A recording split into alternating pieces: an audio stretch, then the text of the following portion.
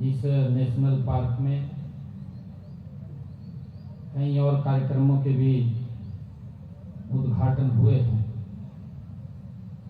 एक जोरदार जयकारे के साथ भारत माता की। बहुत ही सम्मान के योग हरियाणा सरकार ने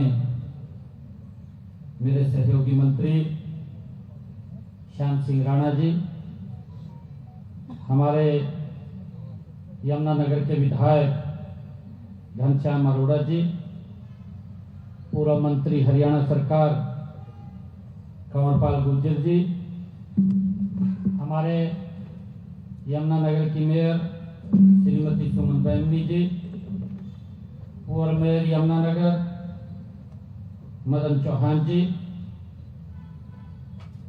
प्रदेश भारतीय जनता पार्टी की उपाध्यक्षा श्रीमती बंतो कटारिया जी, हमारे पीसीसीएफ विनीत गर्ग जी, पीसीसीएफ विवेक सक्सेना जी, उपस्थित सभी महानुभाव, आप सबको मैं आज गुरु तेग बहादुर जी के नाम से जो वन आज लगा है और हमारे खालसा सीनियर सेकेंडरी स्कूल के 350 बच्चों ने एक समय में इस वन में पौधारोपण किया है, मैं इसके लिए आप सबको बधाई देता हूं, शुभकामनाएं देता हूं। आज कालेश्वर की इस हरी भरी धरा पर मुझे जो एक ऊर्जा का विशेष अनुभव हो रहा है। आज हम एक ऐसे इतिहास का भी साक्षी बन रहे हैं जब हिंद की चादर गुरु तेग बहादुर जी के 350वें शहीदी दिवस के उपलक्ष्य में उनके नाम से एक वन और वन्य जीव एवं जीव वैधता संरक्षण ब्लॉक का आज यहाँ पर उद्घाटन हुआ है। मुझे पूरा विश्वास है कि यह ब्लॉक प्राकृतिक, आध्यात्मिकता और मानवीय मूल्यों के संगम का एक पवित्र ये प्रतीक बनेगा। साथियों, मैं सबसे पहले तो धर्म की रक्षा के लिए स्वयं को न्यौछावर करने वाले हिंद की चादर श्री गुरु तेग बहादुर जी को शीश नवा करके मैं उनको नमन करता हूं, उनको प्रणाम करता हूं। और साथ ही आप सब इतनी संख्या में यहाँ पर आए हैं, आप सबका भी मैं बहुत बहुत हार्दिक स्वागत करता हूं, आप सबका अभिनंदन करता हूं। साथियों, देश व धर्म की रक्षा के लिए बलिदान देने वाले का जब भी जिक्र होता है तो श्री तेग बहादुर जी का नाम सबसे ऊपर लिया जाता है। साथियों, उनके जीवन और उनके कार्यों से नई पीढ़ियों को प्रेरित करने के लिए हम उनके 350वें बलिदान दिवस को पूरे राज्य स्तर में एक जन जागरण के रूप में हम मना रहे हैं। हम उनकी याद को चिरस्थायी बनाने के लिए आज श्री गुरु तेग बहादुर जी उनके नाम पर वन्य एवं वन्य जीव संरक्षण ब्लॉक में हमारे 350 विद्यार्थियों ने वहां पौधारोपण किया है। साथियों, गुरु तेग बहादुर जी का द्वार का उद्घाटन भी हुआ है। गुरु तेग बहादुर द्वार उसका भी उद्घाटन हुआ है और उसके अलावा आज इस राष्ट्रीय उद्यान में सफारी जो ट्रेलर का भी आज शुभारंभ किया गया है।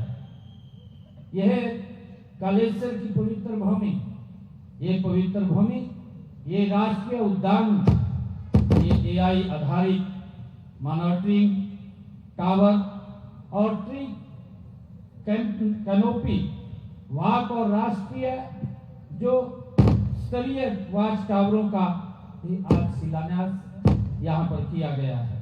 ये सभी कदम हमारे दूरगामी जो विजन है उसको दर्शाते हैं। मैं इन सब के लिए आप सबको बहुत बधाई देता हूँ। साथियों, मेरा मानना है कि आज का यह कार्यक्रम प्रदेश के वन संरक्षण और जैव विविधता के संवर्धन में एक मील का पत्थर ये साबित होगा। यह आयोजन श्री गुरु तेग बहादुर जी के पर्यावरण के प्रति प्रेम की विरासत को आगे बढ़ाएगा। साथियों, यह आयोजन मानवता, प्रकृति और आध्यात्मिकता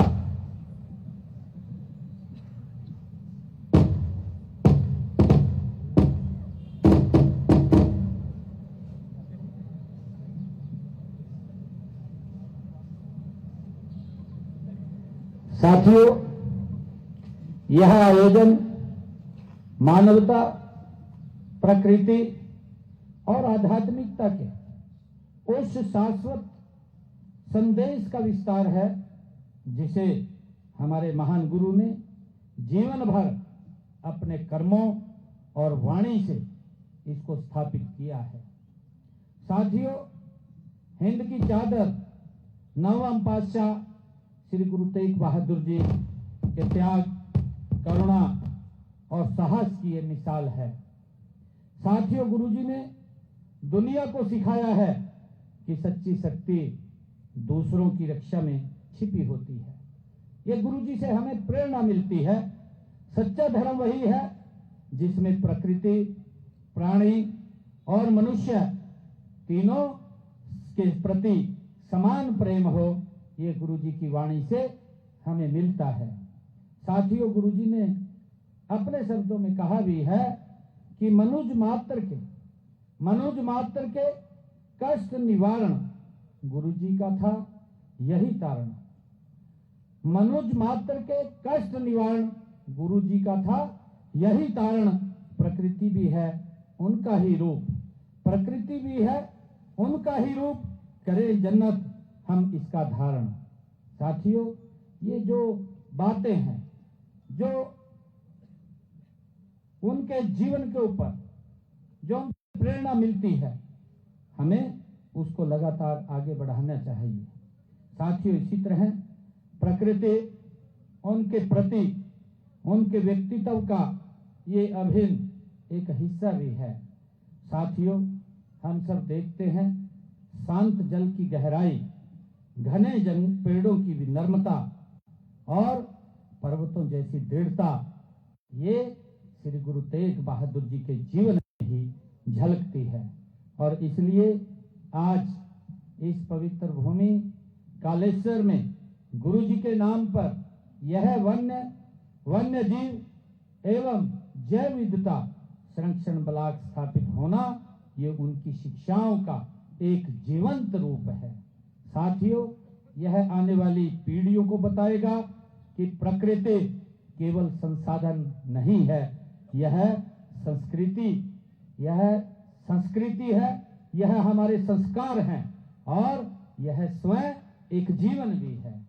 साथियों, भारतीय संस्कृति में वन शिक्षा, साधना और लोक कल्याण के केंद्र रहे हैं। हम सब जानते हैं आश्रम परंपरा, गुरु परंपरा, इन सब का आधार ये प्रकृति ही रही है। साथियों, सिख इतिहास में भी कई ऐसे वृक्ष जुड़े हैं जो गुरु जी के जीवन से संबंध रखते हैं। हम सब जानते हैं इनमें दुख भंजन बेरी वृक्ष तो संकट के समय शांति और आश्रय का ये प्रतीक भी था। साथियों, आज के समय में पर्यावरण को गंभीर चुनौतियों का सामना भी करना पड़ रहा है। प्रदूषण, वनों की कटाई, जल स्रोतों का संकट और जीव जंतुओं का संरक्षण ये विश्वव्यापी चिंता का विषय है। श्री गुरु तेग बहादुर जी की जो शिक्षाओं से हमें प्रेरणा लेकर हमें इन चुनौतियों से निपटने के लिए स्वच्छता और पौधारोपण और जीव संरक्षण को प्राथमिकता देनी होगी। साथियों, हमने राज्य में वनों को बढ़ावा देने के लिए कई योजनाएं हमने चलाई हैं। देश के यशस्वी प्रधानमंत्री आदरणीय नरेंद्र मोदी जी ने भी 5 जून 2024 को विश्व पर्यावरण दिवस के अवसर पर दिल्ली के बुद्ध जयंती पार्क में पौधारोपण करते हुए एक पेड़ मां के नाम इस अद्वितीय अभियान की योजना इसका शुभारंभ किया है। साथियों, हमने एक पेड़ मां के नाम के पहले चरण में हरियाणा प्रदेश के अंदर 1 करोड़ 60 लाख पौधे लगाने का हमने लक्ष्य रखा था, लेकिन हमने इस लक्ष्य से ज्यादा पौधारोपण हरियाणा प्रदेश के अंदर किया है। हमने इस लक्ष्य से बढ़कर के 1 करोड़ 87 लाख पौधे लगाए हैं। यह हमारी सामूहिक जो प्रतिबद्धता है, ये उसका परिणाम है। साथियों, हमारा लक्ष्य है कि हरियाणा के हर कोने को हरा भरा बनाया जाए। यह केवल पेड़ नहीं लगा रहे, हम जीवन लगा रहे हैं। हम हवा को शुद्ध करने वाले प्रकृति के ये फिल्टर लगा रहे हैं। हम उन जड़ों को मजबूत कर रहे हैं जो हमारी धरती को बांधकर रखती हैं। साथियों, जो उसे बंजर होने से भी बचाती हैं। साथियों, हमने इस साल 5 जून को पर्यावरण दिवस के अवसर पर एक पेड़ मां के नाम ये दूसरे चरण की हमने शुरुआत की है। दूसरे चरण के अंदर हमने 90 लाख पौधे लगाने का लक्ष्य रखा और इसके अलावा इस साल अन्य योजनाओं में प्रदेश में कुल 1 करोड़ 20 लाख पौधे लगाने का हमने लक्ष्य रखा है। साथियों, कुल मिलाकर के हमने इस वर्ष प्रदेश में 2 करोड़ 10 लाख पौधे लगाने का ये लक्ष्य रखा। ये मुझे ये जान करके आप सबको बताते हुए बड़ी खुशी भी हो रही है कि अक्टूबर 2014 से लेकर के आज 2025 तक हमने हरियाणा प्रदेश के अंदर 18 करोड़ पौधे लगाने का काम ये हमारी सरकार ने किया है। साथियों, हमने शहरी वानिकी को बढ़ावा देने के लिए विशेष योजनाएं ये शुरू की हैं ताकि शहरों में भी हरियाली बढ़ाई जा सके। इसके साथ ही हमने अवैध कटाई को रोकने के लिए वन्य जीवों के संरक्षण के लिए भी हमारी सरकार कड़े कदम उठा रही है। साथियों, हमने वनों और वन्य जीवों के प्रति समाज को संवेदनशील बनाने के लिए कालेश्वर में ही जीप सफारी व बच्चों के स्टडी टूर की भी व्यवस्था की है, जिसका मैंने आज यहाँ शुभारंभ किया है, जिसका लाभ हमारे बच्चों को भी इसके अंदर मिलेगा। हमने इसी प्रकार दक्षिणी हरियाणा में हरित अरावली कार्य योजना वो भी शुरू की है। केंद्र व राज्य सरकारों द्वारा बनाई गई परियोजनाएं अरावली पहाड़ियों के 4 राज्यों में ये लागू की जाएंगी, जिनमें हरियाणा भी शामिल है। ये हम सब के लिए गर्व की बात है। इन 4 राज्यों में 29 जिले का चयन किया गया है, जिसमें 5 जिले हमारे हरियाणा प्रदेश के हैं। साथियों, हमने इसी प्रकार जो हमारे बड़े पौधे हैं जिनकी आयु लगभग 75 साल से अधिक हो गई है, ऐसे वृक्षों के प्रति कृतज्ञता व्यक्त करते हुए हमने प्राणवायु देवता पेंशन स्कीम इसका भी शुभारंभ हमारी सरकार ने किया है। इस योजना के तहत 75 साल से अधिक आयु के वृक्षों के रखरखाव के लिए हम 3000 रुपए प्रति वर्ष प्रति पेड़ पेंशन देने का प्रावधान ये हमने किया है। इस योजना के तहत हमने हरियाणा प्रदेश के अंदर 3800 वृक्षों के संरक्षण के लिए उन के खाते में जो लोग उन पेड़ों का संरक्षण कर रहे हैं उनके खाते में 1 करोड़ रुपए की राशि हमने पहुंचाने का काम हमने अपनी सरकार के अंदर किया है, ताकि यह पेड़ पौधों के प्रति सम्मान का प्रतीक है। साथियों, हमें यह सुनिश्चित करना होगा, हमने ये भी सुनिश्चित करना होगा कि हर साल लगाए गए पौधों की सुरक्षा वो की जाए। पौधा लगाना हम सब का प्रथम धर्म है। पौधा लगाना हम सब का प्रथम धर्म है, सींचना उसका परम कर्म है। साथियों, बड़ी खुशी है कि वन विभाग लगाए गए पौधों के संरक्षण के लिए आधुनिक तकनीक का भी प्रयोग ये कर रहा है। पहले से लगे हुए हर वर्ष होने वाले पौधारोपण की 5 वर्ष तक की उनकी ग्रोथ पर लगातार नजर विभाग द्वारा रखी जाती है। साथियों, हमने औषधीय पौधों के संरक्षण एवं संवर्धन के लिए भी विभिन्न जिलों में हर्बल पार्क विकसित किए हैं। मोरनी क्षेत्र में अंतर्राष्ट्रीय स्तर का औषधि वन स्थापित किया गया है और इसके अलावा करनाल, पंचकुला और सोनीपत जिलों में ऑक्सीवन लगाए गए हैं। साथियों, मेरा मानना है कि पेड़ लगाने व उनकी सुरक्षा का काम केवल सरकार के द्वारा ही नहीं किया जा सकता। यह हम सब का सामूहिक दायित्व है कि हम सब मिलकर के इस कार्य को आगे बढ़ाएं। साथियों, हमें चाहे बच्चों को बचपन से ही प्रकृति से के साथ उनको जोड़ना होगा ताकि वे बड़े होकर इस महत्व को समझें। आप सभी से मैं आग्रह करता हूं कि हम हर परिवार एक पौधा लगाए। हमें आज ये संकल्प लेकर के जाना है, क्योंकि गुरु तेग बहादुर जी के ये 350वें ये उनके शहीद दिवस, एक ऐसा इतिहास जिन्होंने इस मानवता की रक्षा के लिए, इस धर्म की रक्षा के लिए अपना महान बलिदान दिया है। ऐसे महान व्यक्तित्व गुरु तेग बहादुर जी के ये 350वां जो शहीदी दिवस है, उसको हरियाणा सरकार और हरियाणा गुरुद्वारा प्रबंधक कमेटी मिलकर के उस इतिहास को जन जन तक पहुंचाने का काम कर रहे हैं।